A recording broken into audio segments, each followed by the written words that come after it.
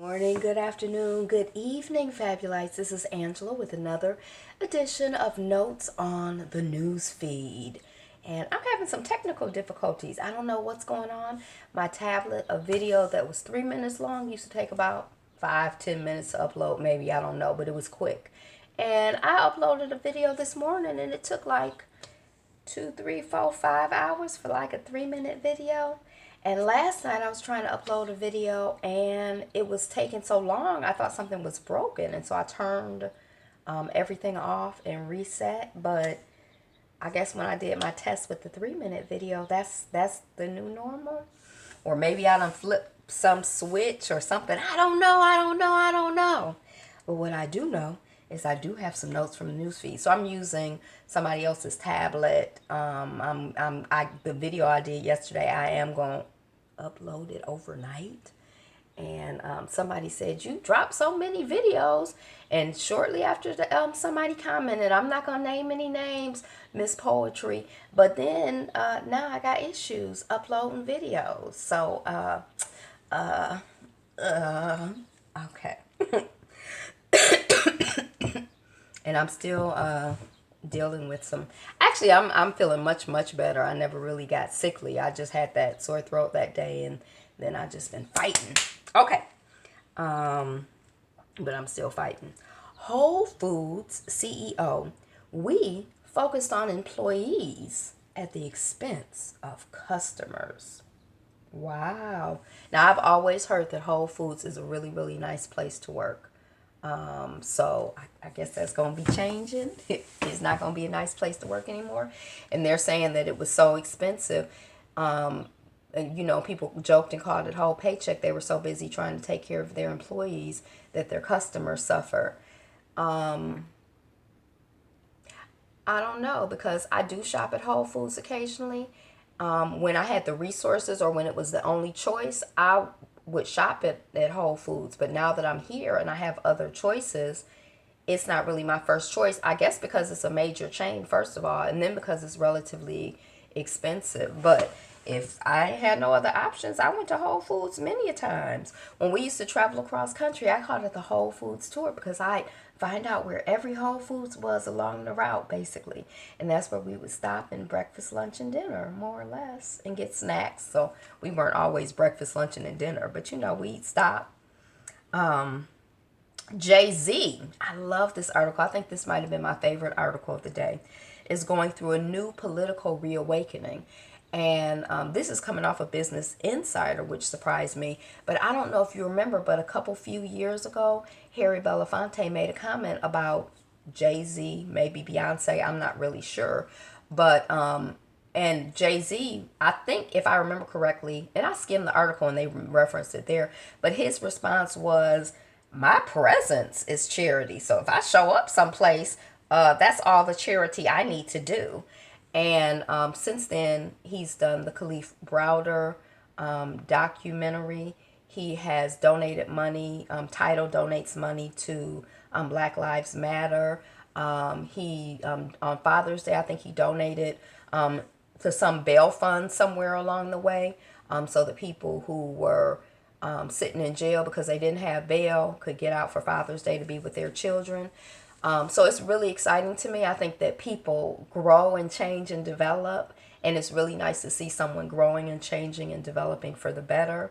I've been really excited to hear about the work that Harry Belafonte is doing with with artists, young, old, or whatever, but with artists in terms of them using their platform to be of service to their communities. So I just love this article. I love this article. I feel like something that when it happened at the time, it was like, maybe Harry should have, Mr. Belafonte, sorry, sir, Mr. Belafonte, sir. Maybe Mr. Belafonte should have put Jay-Z aside and not kind of shouted him out in public. And, you know, maybe he should, maybe he shouldn't. I don't really know the history. Maybe he had already put him aside several times. And so maybe he just, I don't know. You know, it's a lot you don't know when you don't know. But I'm happy. And I feel like getting a title, if I've heard any of Jay-Z's music, I don't know.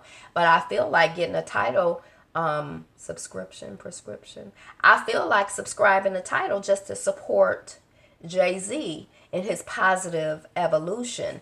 Yay, Jay-Z.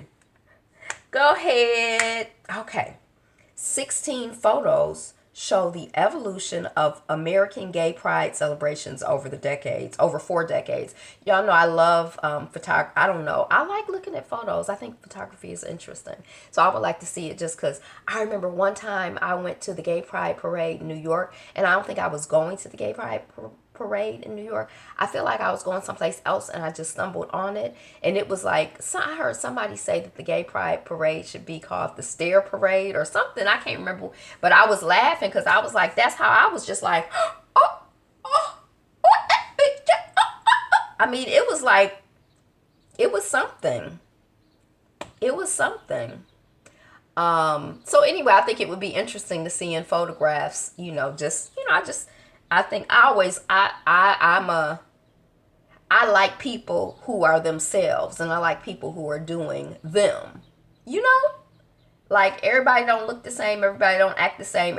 Everybody has their own individual fingerprint, their own individual voice, their own individual style, and it's really nice when you can be fabulous you. You understand what I'm saying? That's what we're talking about. So why donuts come in pink boxes in LA. I didn't know that donuts came in pink boxes in LA. And when I clicked the article, I found that LA was like the donut capital of the country. Did you know that?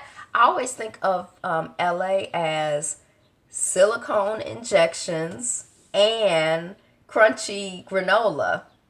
So I don't know. I thought that was interesting. Goldman Sachs says the death of malls will fuel de-gentrification. So basically what the article was saying is that when malls were all about these retail shops all over the country. So like if you went to a mall in Detroit, it was basically like going to a mall in Hattiesburg. They all had the same thing.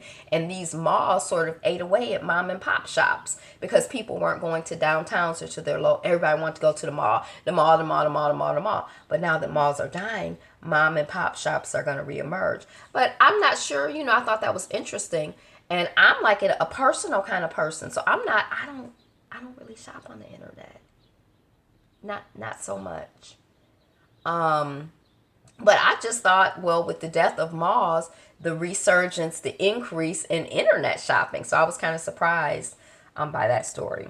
And it's all a theory, so we shall see, right? China landslide, 7 minutes and 59 seconds.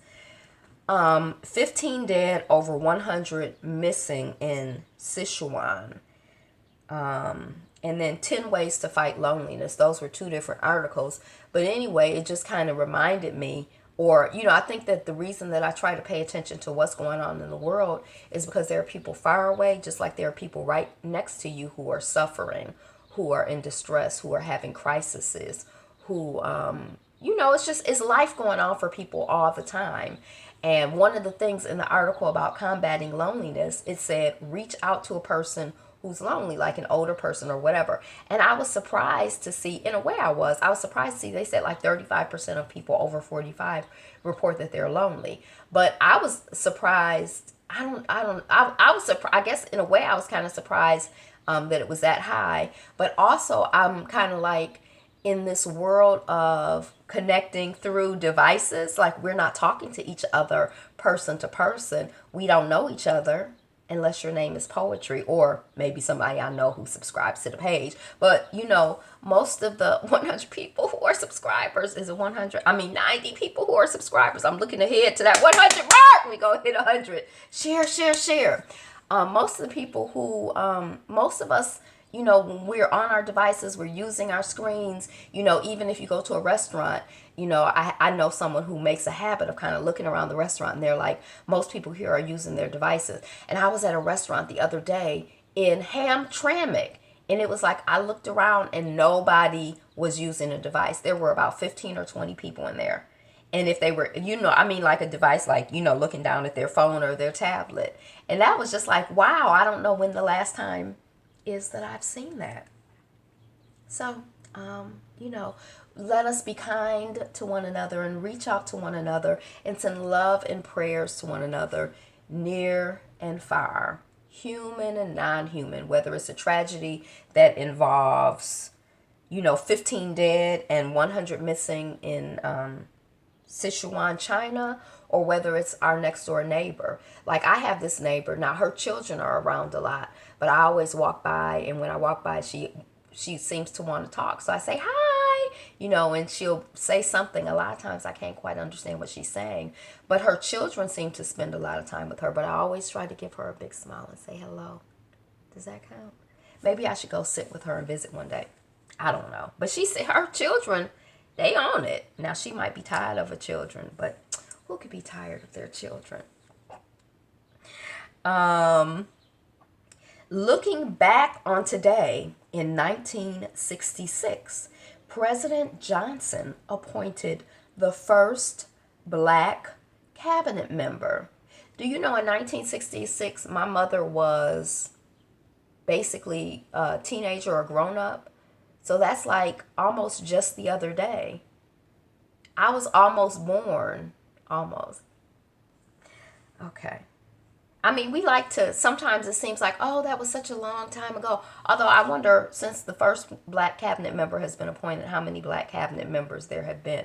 I think that Clinton was really good for cabinet members. I think his record might have been better than Obama's for black cabinet members. But anyway, the first elected black governor in U.S., Lawrence Douglas Wilder. And we were just talking about that the other day because someone was running on a ticket and they were lieutenant governor and they were black. And it was like, it'll be the first black person to be elected if he gets elected, which he did. I think it was a he. Now I can't remember. Was it a she? Dang, my mind, I'm getting senile. Since Douglas Wilder. And then I saw an article saying, where are all the black governors? Stick up, stand up. And there aren't black governors. A disaster historian, this is for all my Walking Dead, Fear the Walking Dead people, and other people too. Let's talk. A disaster historian explains what really happens after a society collapses. And you know what this article reminded me of? When people always say, kids are cruel. Kids are cruel. Kids are cruel. And when I started spending time with young people, I stopped saying that because in my observation, most children are very kind. Most children are very kind. Now, I have been in environments where like a meanness thing happens, but that's when the adults, in my opinion, that's when the adults, when there's something jacked up with the adults. Either something gets in there and the adults don't check it, or else they're mean and it's trickling down to the children. But have y'all ever met kids are not? Y'all ever, or maybe just the children that I meet. For the most part, children are very kind and sweet. And that's what it was saying about disasters, that for the most part, when disasters happen, people regroup and rebuild and they try to help each other. Now, there are some sociopathic, crazy people who are sociopathic, crazy people, but most people are not. Most people are nice. And that's been my experience in the world too. Most people are nice people. That's just been my experience in general. I'm not saying people are perfect, but yeah. Okay. Yemen cholera cases past 200,000. Again, I didn't even know that there was a Yemen cholera epidemic thingy going on. 200,000 is a lot of people. And I really don't know very much about cholera at all. I don't know if it's treatable or not treatable. I don't really know what that means. I don't think I would want to have cholera. But I don't know. I mean, I know. I'm grateful for my health. I am strong, fit, and healthy. But people are out here in this world and they're dealing with some stuff. So let's send love and prayers and kindness out. Vancouver to eliminate single-use packaging to meet 2040 zero waste goal. Okay, so one, I love a country, a man, a person who has a goal. Vancouver has a goal to have zero waste. Like they want to stop having all of this excess garbage.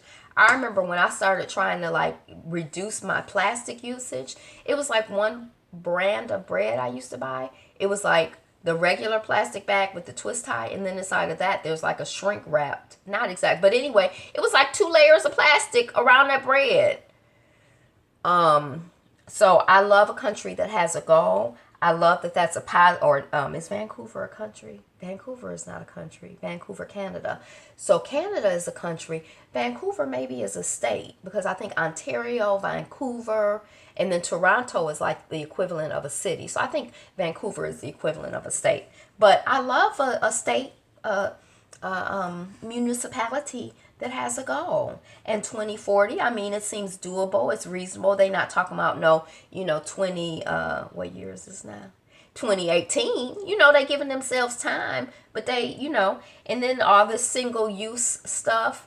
I mean, it's just, we can just be very, very wasteful sometimes. You need to cut it. You wasting too much stuff. You need to cut out all that waste. You need to cut it. Okay.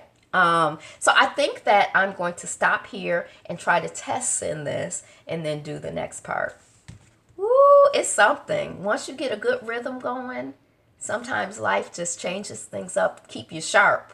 Keep you mentally sharp. Keep your spirits, But anyway, Fabulites, that's what I have.